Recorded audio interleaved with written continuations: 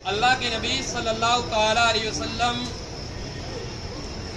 جنہیں اللہ تبارک و تعالیٰ نے ساری کائنات کے لیے رحمت بنا کے بھیجا ہے، وہ ہمارے نبی صلی اللہ تعالیٰ علیہ وسلم ارشاد فرماتے ہیں کہ النکاح من سنتی فمن رغب عن سنتی ولیس منی۔ عزیزان محترم، اس حدیث کا مطلب یہ ہوتا ہے کہ ہمارے آقا نے ارشاد فرمایا کہ یہ جو نکاح ہے یہ میری سنت ہے، یعنی جس نے نکاح کیا تو آپ یہ سمجھ لیجئے کہ اس نے ساری کائنات کے آقا جناب محمد رسول اللہ صلی اللہ تعالیٰ علیہ وسلم کی سنت پر عمل کیا۔ اور ہمارے آقا یہ بھی ارشاد فرماتے ہیں کہ جس نے اس سنت سے بے رغبتی کری، یعنی جو اس سنت سے دور بھاگا، اگر ہماری سنت پر عمل نہیں کیا تو میرے آقا ارشاد فرماتے ہیں فلیس منی، تو آپ یہ سمجھ لیجئے کہ وہ مجھ میں سے ہے ہی نہیں، وہ ہم میں سے نہیں ہے۔ عزیزان محترم، اس حدیث سے ہمیں کتنی بڑی بات معلوم ہوئی کہ ہمارے آقا نے ارشاد فرمایا کہ اگر نکاح کر لیا تو میری سنت پر عمل کر لیا، اگر نکاح نہیں کرا تو یہ سمجھ لیجئے یہ شخص ہم میں سے ہے ہی نہیں۔ عزیزان محترم، بلکہ بخاری شریف، اس کے علاوہ صحیح مسلم شریف کے اندر ایک روایت ملتی ہے، اور وہ حضرت عبداللہ بن مسعود رضی اللہ تعالیٰ عنہ، وہ یہ کہتے ہیں کہ ہمارے آقا صلی اللہ تعالیٰ علیہ وسلم نے برجستہ اعلان کیا کہ اے نوجوانوں، اگر تم نکاح کی استطاعت رکھتے ہو، اگر تم نکاح کی طاقت رکھتے ہو تو تمہیں یہ نکاح کرنا چاہیے، تم نکاح کرو نوجوانوں۔ اس لیے یہ نکاح جو تمہاری نظریں جو غیر محرموں پہ جاتی ہیں، جو دوسری کی بچیوں کی طرف جو تمہاری نظریں اٹھتی ہیں، جو دوسروں کی بہوؤں کی طرف تمہاری نظر اٹھتی ہیں، اگر تم نکاح کر لیتے ہو تو آپ یہ سمجھ لیجئے کہ یہ نکاح تمہیں اس گناہ سے بچا لے گا۔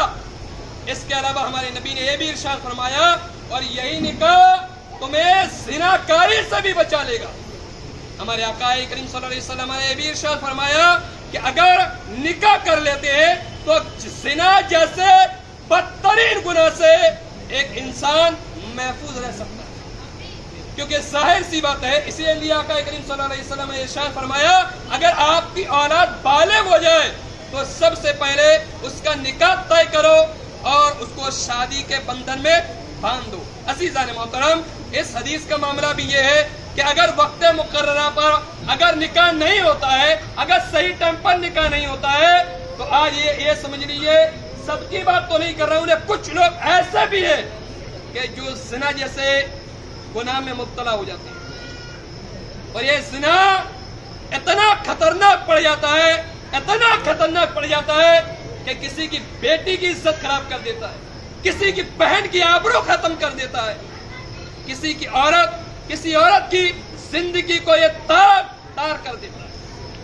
عزیزان محترم، اور وہ تو ایسے نبی تھے کہ صبح قیامت تک کیا ہونے والا ہے اس نبی نے سب کچھ بتا دیا، بلکہ صحابہ کرام رضوان اللہ تعالیٰ علیہم اجمعین نے تو یہاں تک عرض کیا یا رسول اللہ ہم پر ہماری بیویوں کے کیا حقوق ہیں، تو ہمارے نبی نے یہ ارشاد فرمایا اے لوگو، تم پر تمہاری بیویوں کے حقوق یہ ہیں کہ اگر تم کھاؤ تو اپنی بیویوں کو بھی کھلاؤ، اگر تم پہنو تو اپنی بیویوں کو بھی پہناؤ۔ عزیزان محترم، یہاں تک کہ نبی نے ارشاد فرمایا اگر تمہاری بیوی اگر کوئی غلطی کر دیتی ہے تو یہ سمجھ لیجئے کہ اس کے چہرے پر جب بھی ہاتھ ہرگز نہ اٹھایا جائے۔ لیکن آج ہمارے اور آپ ہی میں سے کچھ لوگ ایسے بھی ہیں کہ جو اپنی لیڈیز کو، اپنی بیویوں کو بےجا ستاتے ہیں، انہیں تکلیفیں دیتے ہیں، انہیں پریشان کرتے ہیں۔ عزیزان محترم، جو لوگ عورت کے اوپر اتیاچار کرتے ہیں، ظلم کرتے ہیں، تو آپ یہ سمجھ لیجئے کہ اللہ تبارک و تعالیٰ کے یہاں ایک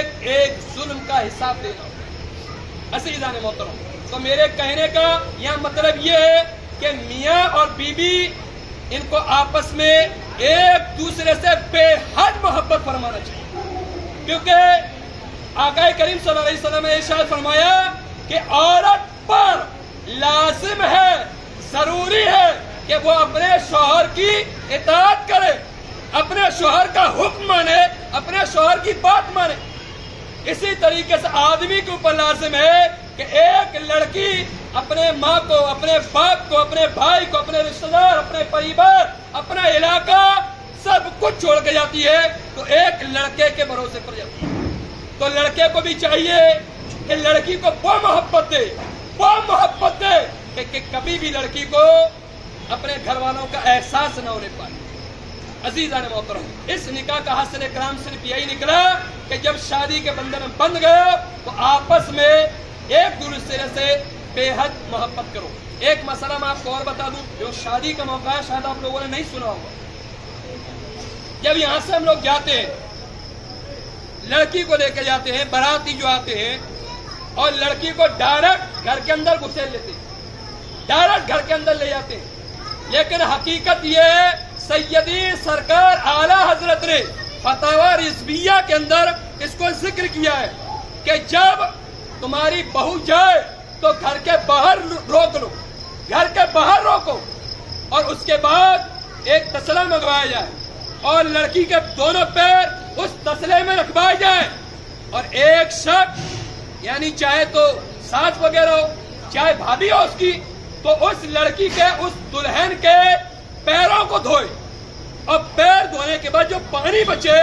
تو گھر کے چاروں کنوں میں اس پانی کو چھڑک دیا جائے، تو اللہ کے فضل سے اس گھر میں کبھی بھی رزق تنگ نہیں ہوگا، اور جو جادو ٹونا ہوتا ہے اللہ کے فضل سے وہ بھی دور ہوتا ہوا نظر آئے۔ تو کہنے کا مطلب یہ ہے کہ جو بھی چیزیں یہاں ذکر ہوئی ہمیں اور آپ کو ان پر عمل کرنا ہے۔